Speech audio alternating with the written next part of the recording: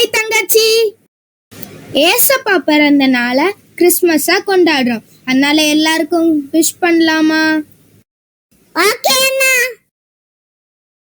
சுபத்ரா பாட்டிக்கும் புஷ்பம் பாட்டிக்கும் வர்க்கீஸ் தாத்தாவுக்கும் ஹாப்பி கிறிஸ்மஸ். அகி அக்காவுக்கும் அச்சு அக்காவுக்கும் மாமாய்க்கும் ஆண்டிக்கும் ஹாப்பி கிறிஸ்மஸ்.